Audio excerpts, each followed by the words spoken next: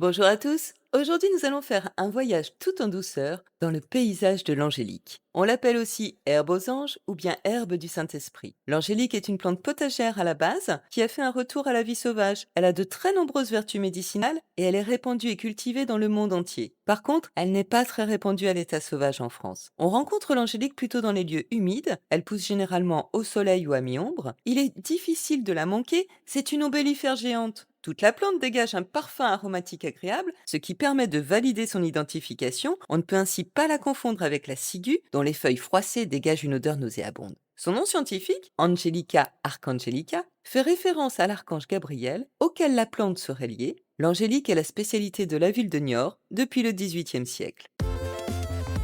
L'angélique, Angelica archangelica, appartient à la famille des apiacées. L'angélique est une plante imposante qui pousse dans les zones fraîches et humides comme les marais, les bords de rivières et les zones ombragées. C'est une plante herbacée bisannuelle, elle est robuste, elle mesure entre 1,50 m et 2,50 m de hauteur. Sa tige est cylindrique, épaisse, droite, creuse et cannelée. Elle est souvent striée de vert et de violet. Ses feuilles sont très grandes, alternes et composées. Elles sont profondément découpées avec des folioles dentées dont le segment terminal est trilobé. Elles ont un pétiole long et sont poilues sur la face intérieure. Elles sont engainantes aux aisselles. Les feuilles sont de couleur vert vif, parfois un peu luisantes. Ces fleurs sont petites, verdâtres ou parfois blanchâtres, si c'est de l'Angelica sylvestris. Elles sont regroupées en grandes ombelles terminales, larges et aplaties, qui s'épanouissent en été. Ces ombelles peuvent faire 15 cm de diamètre. Ces inflorescences sont très parfumées et attirent de nombreux pollinisateurs. Ces fruits sont divisés en deux akènes ailés, ovales, aplatis et souvent striés. Sa racine est pivotante, longue et charnue. Elle a un parfum aromatique puissant qu'on peut rapprocher de celui du céleri.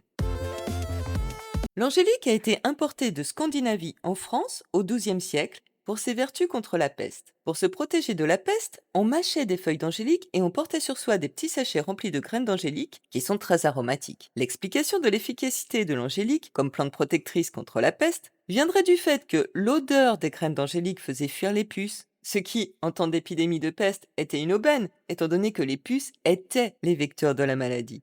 Au Moyen Âge, l'archange Gabriel serait apparu à un moine pour lui révéler les pouvoirs de l'angélique, et notamment qu'elle avait le pouvoir de protéger contre les épidémies graves, comme par exemple la peste. Elle a ensuite été utilisée principalement pour ses propriétés digestives et toniques. À la Renaissance, Paracels appelait l'angélique racine du Saint-Esprit car elle avait de grandes et diverses propriétés contre de très graves maladies. Lors de la grande épidémie de peste de 1510 à Milan, il prescrivit de l'angélique en poudre à dissoudre dans du vin et sauva ainsi de nombreuses personnes.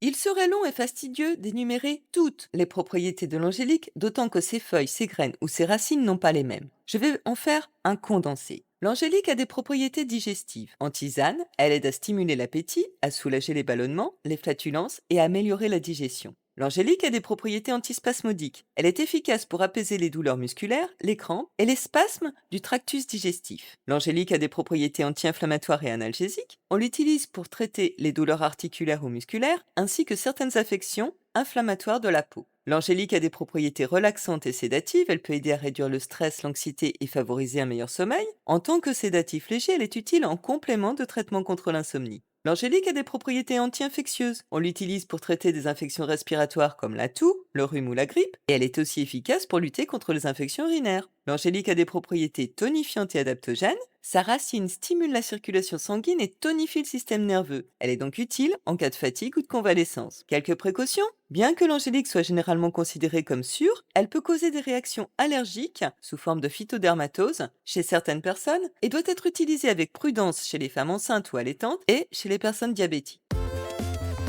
L'angélique est très utilisée en cuisine et en confiserie. Les tiges et les pétioles d'angélique sont souvent confites dans le sucre pour faire des bonbons ou des décorations, mais on peut aussi les préparer en version salée, comme les tiges de céleri. De plus, mâcher une tige d'angélique fraîche rafraîchit la laine et promeut une bonne santé bucco-dentaire. On en fait aussi des confitures et des marmelades. On peut la mélanger avec des agrumes pour renforcer sa saveur. L'angélique est parfois utilisée pour aromatiser des gâteaux, des biscuits ou des crèmes. Les feuilles peuvent servir à aromatiser certains plats de viande ou de poisson. On les trouve souvent dans les cuisines scandinaves et germaniques. Elles apportent une touche à la fois sucrée et épicée. Les graines ont un usage condimentaire. Elles peuvent parfumer les viandes. On peut les ajouter au mélange de graines pour faire du pain. Les graines et les racines d'angélique sont utilisées pour parfumer les liqueurs et les spiritueux. L'angélique possède un arôme distinctif et qui plus est, Elle a des propriétés digestives avérées. Elle entre par exemple dans la composition du vermouth, de la bénédictine ou de la grande chartreuse. Les racines doivent être bouillies et infusées 10 minutes maximum avant d'être utilisées. Au-delà de 10 minutes d'infusion, l'amertume se développe. On peut ainsi ajouter l'infusion de racines à de nombreuses préparations culinaires.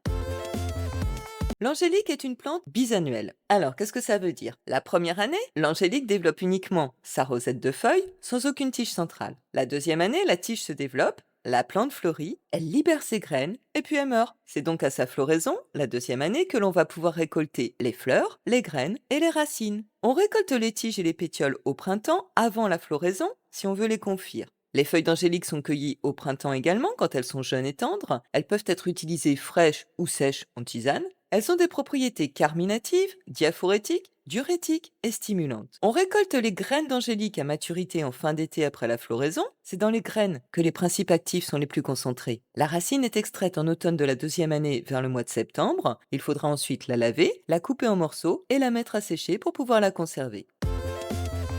En parfumerie, on utilise l'huile essentielle d'angélique issue des racines et des graines pour sa fragrance douce et légèrement épicée. On la retrouve dans des huiles parfumées, des bougies ou des produits d'aromathérapie. En aromathérapie, l'huile essentielle d'angélique est utilisée pour ses effets calmants et équilibrants sur le système nerveux, idéal pour apaiser les tensions, réduire l'anxiété et promouvoir un sommeil réparateur. En cosmétique, l'angélique est utilisée pour ses propriétés antiseptiques et anti-inflammatoires. Elle apaise les peaux irritées ou enflammées. L'angélique est la spécialité de la ville de Niort. Les bâtons d'angélique confits ont été inventés par des religieuses au XVIIIe siècle à Niort. Depuis la fin du XIXe siècle, l'angélique y est désormais cultivée à grande échelle dans les régions du Marais poitevin, où elle y est particulièrement bien acclimatée. La liqueur d'angélique de Niort, dont la recette est un secret qui se transmet de génération en génération, est une spécialité réputée de la ville. L'histoire de l'angélique est liée à la spiritualité. En effet, les sources sont discordantes sur quel ange ou archange a apporté le message des pouvoirs de l'angélique aux humains. Parfois il s'agit de l'archange Gabriel lui-même, parfois il s'agit de l'archange Raphaël, le médecin divin,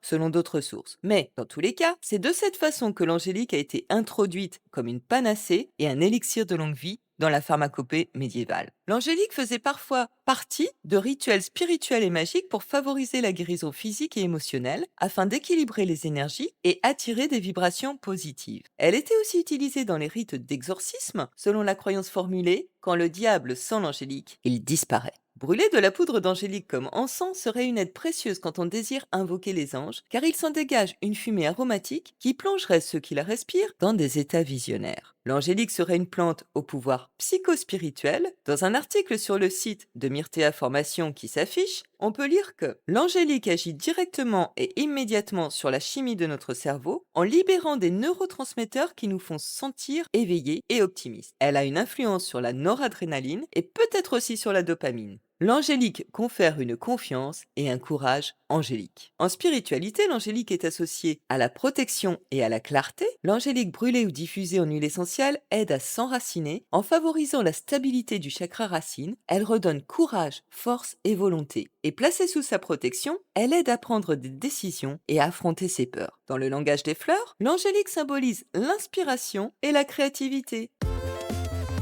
Bref, l'angélique est une plante incroyable, autant par ses dimensions que par l'étendue de ses vertus, qu'elles soient culinaires ou médicinales. Venue de Scandinavie, on l'a implantée dans les jardins de France. C'est une fugitive échappée des jardins qui tente ça et là l'aventure du retour à la nature. L'angélique est bisannuelle, elle ne fleurit que tous les 2 ans, et ensuite elle meurt. Il faut donc l'admirer quand on a la chance d'en rencontrer et la respecter. La légende dit qu'ajouter du sucre d'angélique dans son bain lui conférerait des vertus psychédéliques quasi universelles. Si vous testez, donnez-moi des nouvelles. À bientôt!